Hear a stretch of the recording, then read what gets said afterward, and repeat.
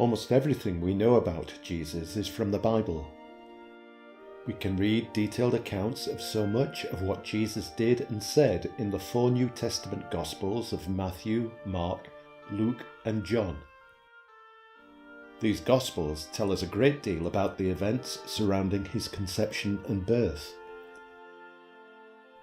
They also provide a lot of detail about his ministry in Palestine and his trial, crucifixion and resurrection, all of which occurred during the last 3 years of his life. However, they tell us very little about the years in between.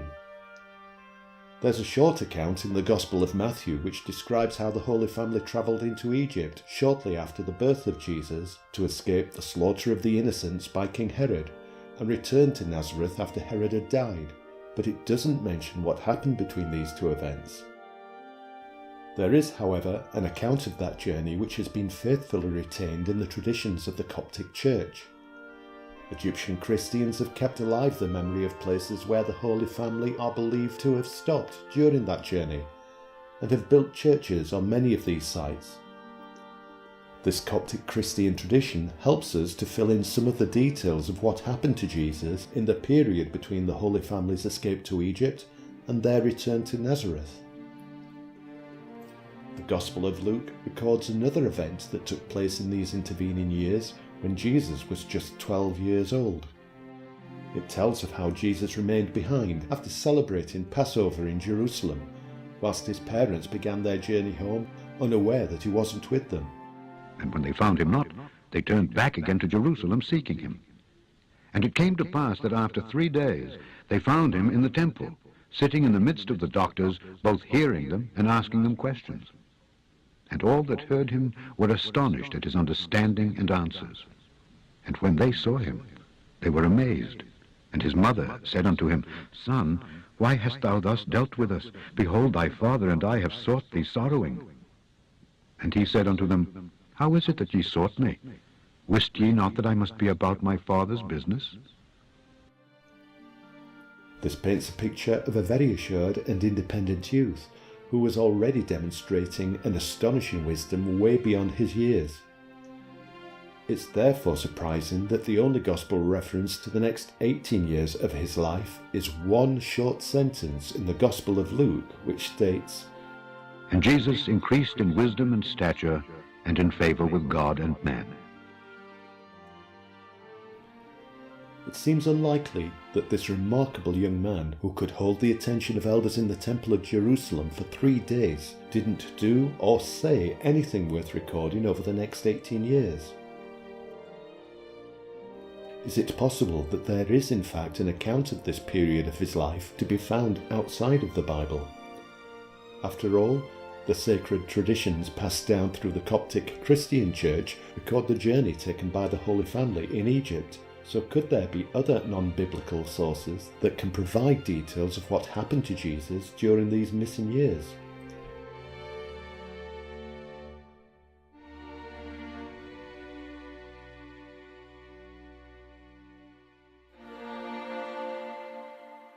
In 1887, a Russian explorer and writer named Nicholas Notovich made a remarkable discovery which appeared to throw a new light onto those missing years.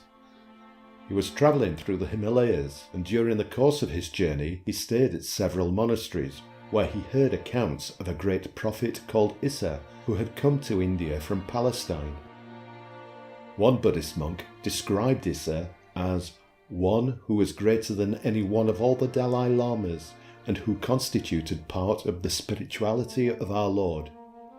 He told Notovich that Issa had travelled from Palestine and lived and preached in India for many years before returning to his homeland. There he was tortured and put to death, but his teaching had been embraced and spread worldwide by the descendants of those who killed him. Notovich was astonished by this revelation. It was clear from these statements that the monk was implying that this prophet Issa was actually Jesus. Could it really be true that Jesus had travelled to India? It certainly seemed possible, especially since Issa was the Arabic version of the Hebrew name Yeshua, from which we derive the name Jesus. Notovich then travelled into the Himalayas, where he visited Hemis Monastery, the largest Buddhist monastery in Ladakh. He arrived during a festival and witnessed a performance of music and dance. When this had ended, a chief lama invited Notovich to join him for some refreshments. They talked together, at first discussing the performance which they had just witnessed, but eventually Notovich brought up the subject of the Prophet Issa. The Lama confirmed that the story of Issa was true and revealed that there were over 80,000 ancient scrolls held in Lhasa Monastery, the residence of the Dalai Lama in Tibet. Many of these recorded the lives of Buddhist saints, including Issa. He explained that these were written in Pali, the sacred language of Buddhism, and that it was the custom that when a student monk visited Lhasa, he would make translated copies of one or more sacred scrolls, which he would then donate to his convent on his return. The monk claimed that the library at Hemis contained many of these copies, including several which described the life and acts of the Buddha Issa. He told Notovich that should he ever return to the monastery, he would find these scrolls and show them to him. That return visit happened much sooner than anyone expected. A few days after leaving the monastery to continue his journey, Notovich fell from his horse and broke his leg. He returned to Hemis, where the monks kindly allowed him to stay whilst he recovered from his injury. During the course of his convalescence, the Chief Lama brought 2 large bound volumes to him, yellowed by time, and he read out various verses which related to Issa. These verses were translated from Tibetan by Notovich's interpreter, revealing an extraordinary account of the life of Jesus as preserved in ancient Tibetan sacred scrolls.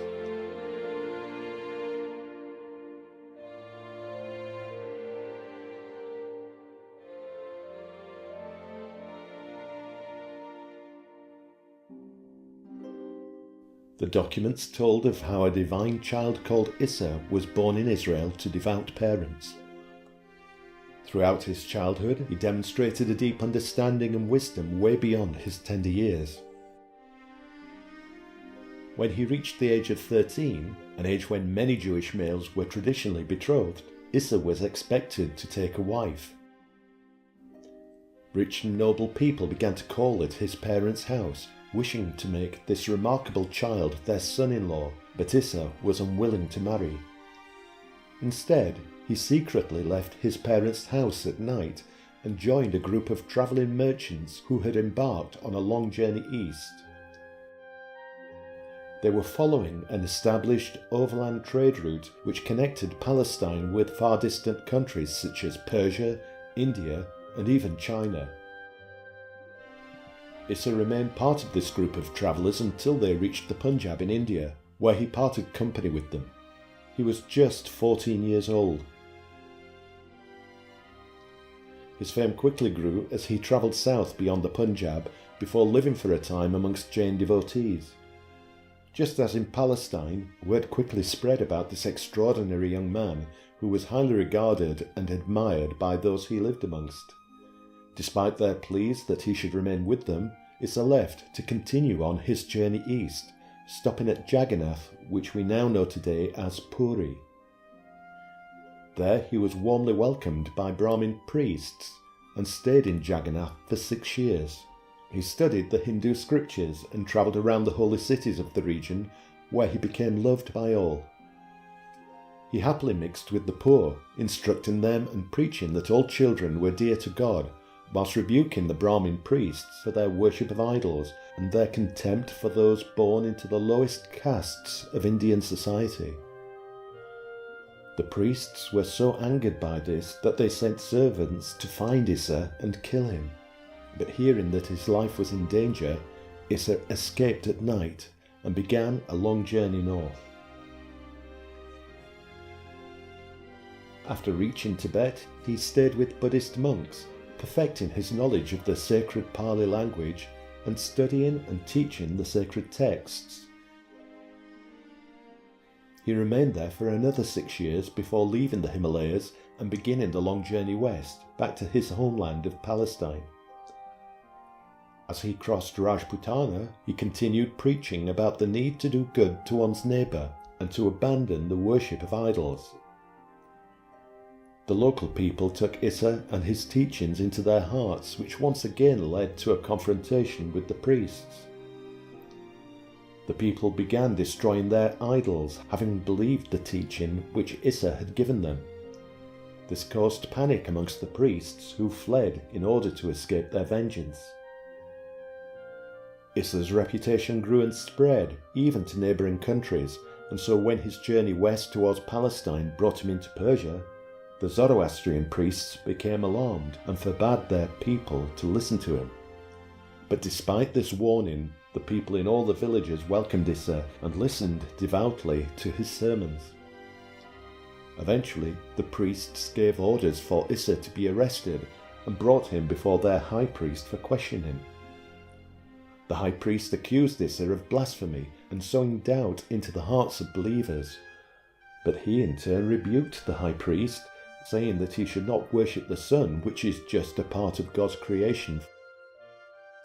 Instead, he should worship only the one true God, who created the sun and all that is about, above and below. Issa told the priests that by teaching their followers to worship the sun, which moves only according to the will of God, they were leading God's children astray.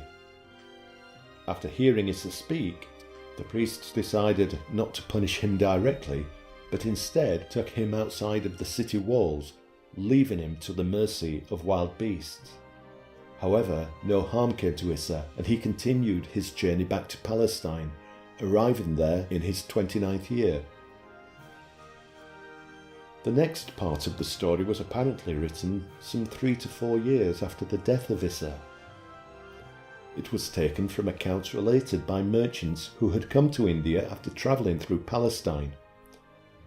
It described how he delivered his teaching to the Palestinian people, attracting thousands of followers until eventually the authorities became concerned at his popularity and decided to act. It told of the arrest, trial and crucifixion of Issa in similar terms to the Gospel accounts of Jesus, but with one key difference. Whilst the Bible states that it was the Jewish priesthood that was determined that he should be crucified, these manuscripts claimed that it was Pilate who wanted to put Jesus to death, and it was the priests who argued for his release. There were other departures from the Bible story, but it's not too surprising to find these differences in the Buddhist version of events. After all, news of Issa's death came to India through the accounts of merchants who had travelled from Palestine, where they'd heard stories of what had happened to Issa. The version of events these merchants heard and later retold may well have been tainted with a particular bias, especially since the story was being relayed by people of different creeds and cultures. However, in spite of these differences, it was very clear to Notovich that this prophet Issa, whose life was recorded in the Buddhist scrolls, was indeed Jesus Christ. Through these manuscripts, he'd made an extraordinary discovery of what had happened to Jesus during the Gospel's missing years.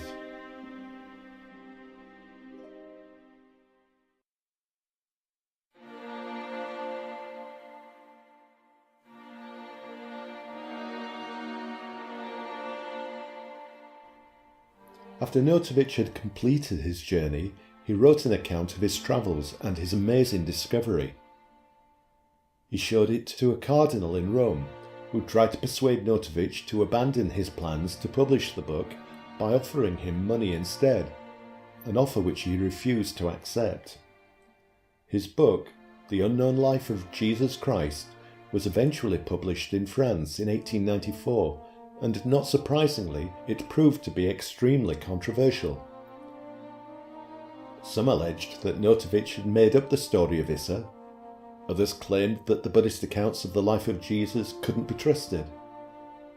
And there were even those who claimed that Notovich hadn't travelled to Ladakh and questioned whether there was even a place called Hemis Monastery in the town of Leh.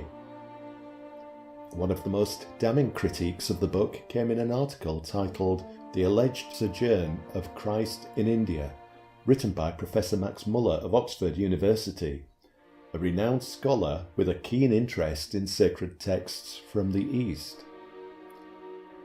Muller formed an initial impression that the book was a fraud, an impression that appeared to be confirmed when local English officers made on-the-spot inquiries in Ladakh on Muller's behalf. They reported that no Russian by the name of Notovich had passed through Leh, and there was no record of any traveller resting in Hemis Monastery while recovering from a broken leg. Another blow to Notovich's account came in 1896, when James Archibald Douglas, an English professor from the Government College in Agra, travelled to Hemis Monastery in order to check Notovich's claims. According to Douglas, the Chief Lama denied the existence of any manuscripts that mention the name of Issa, either in Hemis or any other Buddhist monastery. He also claimed that during his 15 years as Chief Lama in Hemis, a period which covered Notovich's visit, no one had been allowed to translate any of the monastery's manuscripts. Despite Notovich's robust attempts to defend his integrity, his reputation and the credibility of his book had both been severely damaged. Many years later, however, evidence to support his claims began to emerge when other travellers stayed at Hemis Monastery. In 1922, Swami Abhedananda, a disciple of the Indian saint Ramakrishna, left the United States where he had spent several years living and teaching, and he set out to cross the Himalayas on foot from Tibet to Kashmir.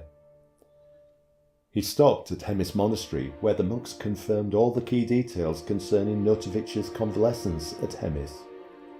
Like Notovich, he was shown a Tibetan manuscript which gave an account of the life of Issa, and he wrote down several passages from these documents, which he later published in a book written in Bengali, titled Journey into Kashmir and Tibet.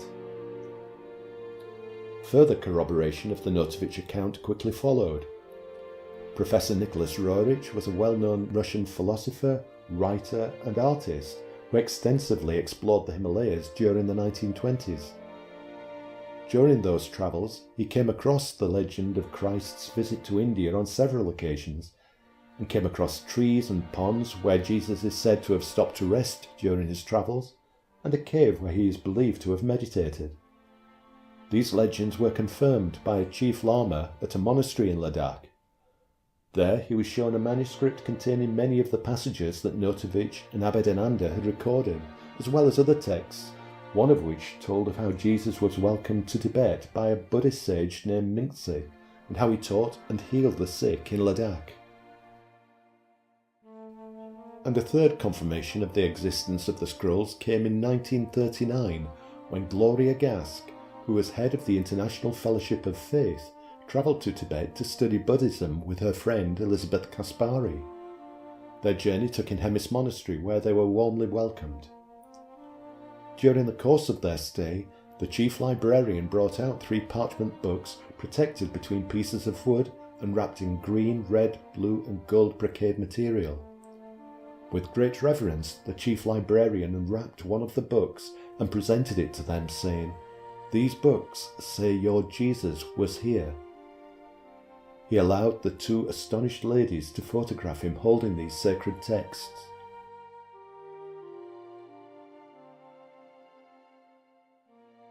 So is it true that there are Buddhist manuscripts that document the life of Issa, and if there are, is their story of Issa to be believed?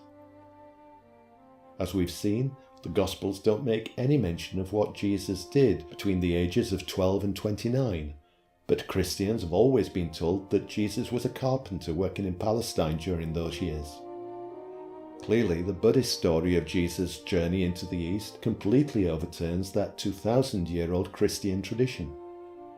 So is it really possible that, unlikely as it may seem, Jesus did indeed travel through Persia, India and Tibet? There are several reasons why we might choose to question this account. Can we be sure that the Buddhist manuscripts definitely exist? After all, as we've already seen, there have been occasions when the Chief Lama himself has denied their existence. If they do exist, can we trust that the Buddhist account of the story of Issa is true? And even if we accept it is true, can we be certain that Issa and Jesus are the same person? It's possible that the Buddhists mistakenly confused the stories of two different people, the Jesus we know from the Bible, and another completely different holy man from Palestine who perhaps travelled through India. Then we have the journey itself. Would such a long journey across difficult terrain have even been feasible at the time of Jesus? And finally, would a devout son such as the 13-year-old Jesus really have left home to travel alone in strange lands for 16 years, leaving behind his devoted parents, family and friends? Let's examine these one by one. If Nicholas Notovich had chosen anyone to corroborate his story, he couldn't have asked for better witnesses than those who followed him to Hemis.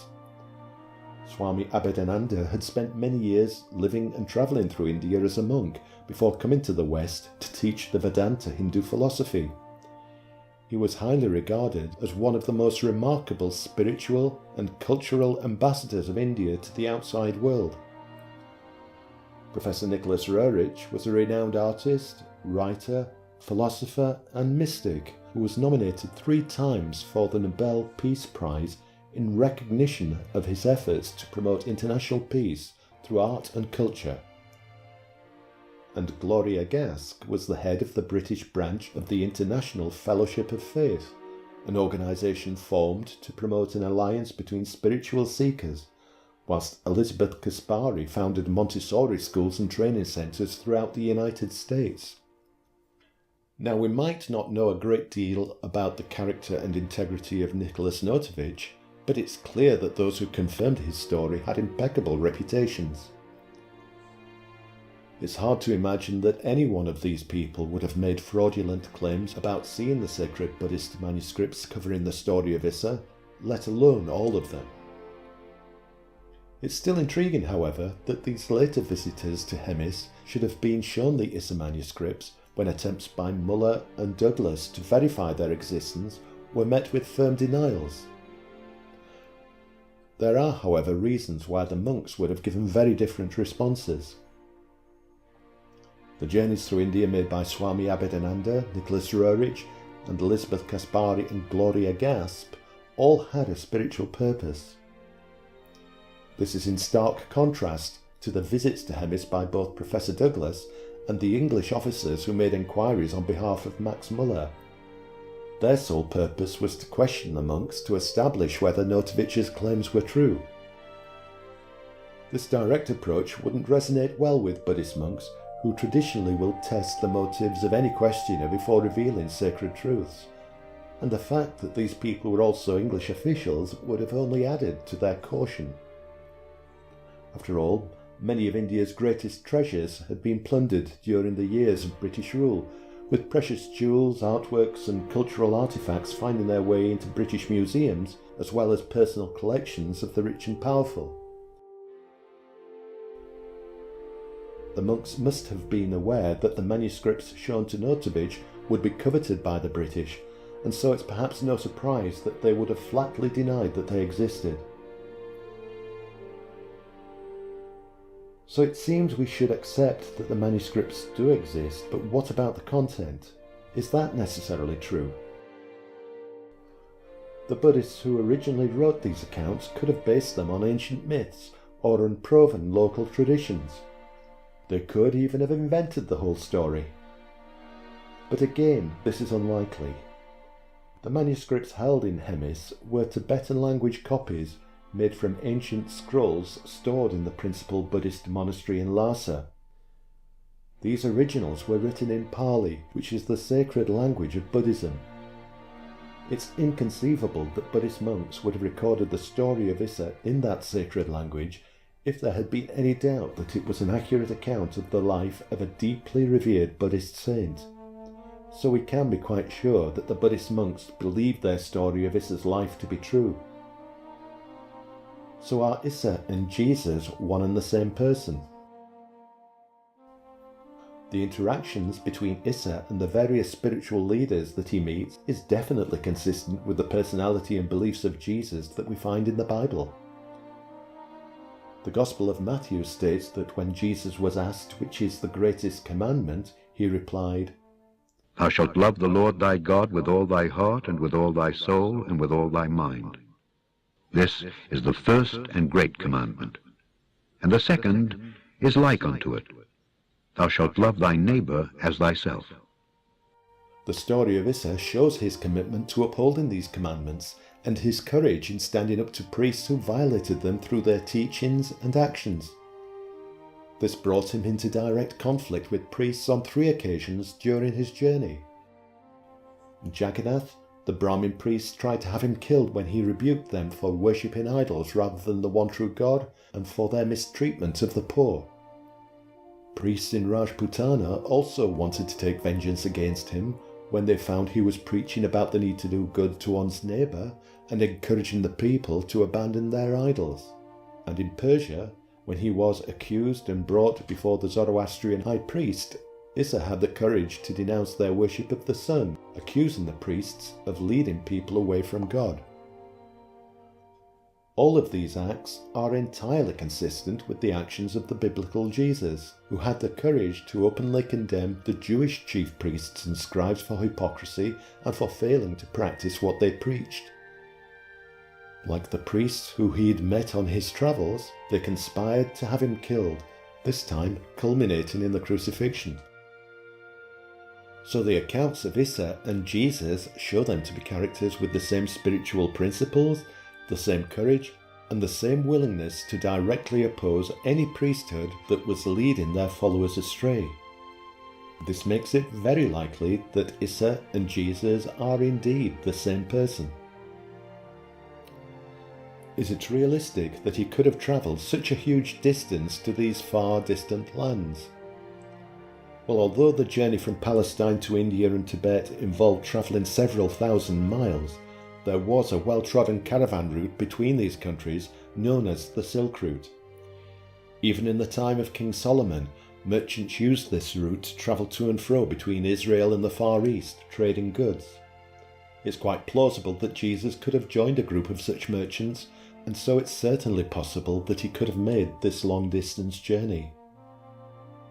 And finally, is it conceivable that Jesus would have left home on his own at the tender age of 13 to travel with strangers to a far distant land?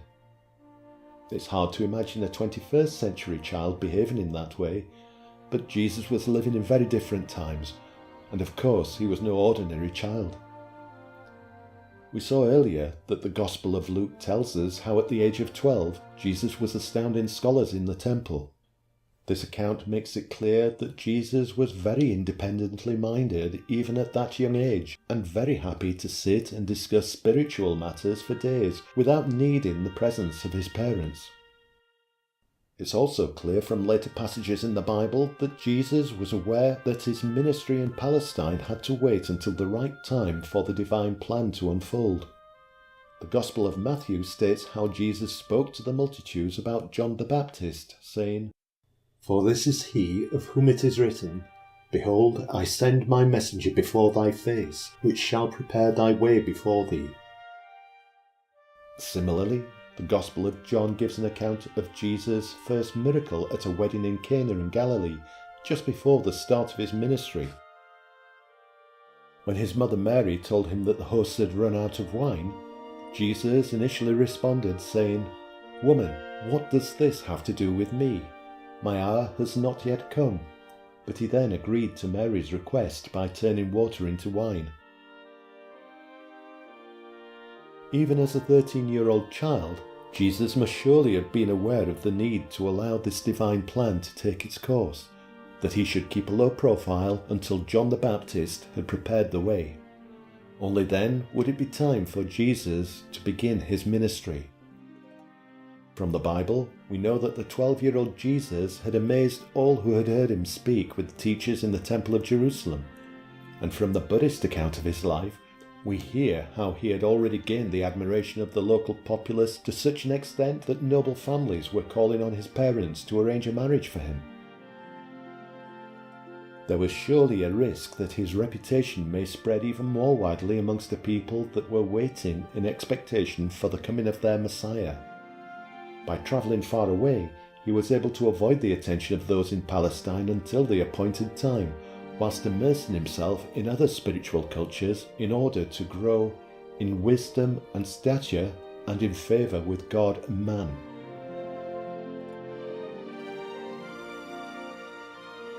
The evidence strongly suggests that the Buddhist account of the life of Issa is indeed a true account of the years which Jesus spent travelling in the East, and fills in the large gap in the biblical account of his life. But one mystery does remain, however. If this is true, why isn't this story taught to Christians? Catholic children have traditionally been raised to believe that theirs was the only true faith and that the religions followed in the East were pagan. It clearly would have been impossible for the Church to maintain that position whilst at the same time teaching that Jesus spent more than half his life living amongst the priests and followers of those religions. And of course, if the Vatican did know about his journey east, they certainly wouldn't have any wish to reveal it. There has, however, been a change in attitude amongst the church hierarchy in recent years. Indeed, in 2018, the Pope hosted a conference involving representatives of the Buddhist, Hindu, Sikh and Jain religions. He's urged Buddhists and Catholics to come closer to advance in knowledge of one another and in esteem for their respective spiritual traditions, and offer the world a witness to the values of justice, peace, and the defence of human dignity. Who knows, perhaps the day will come when the Church itself will tell this story of how Jesus spent his time during those missing years from the Bible.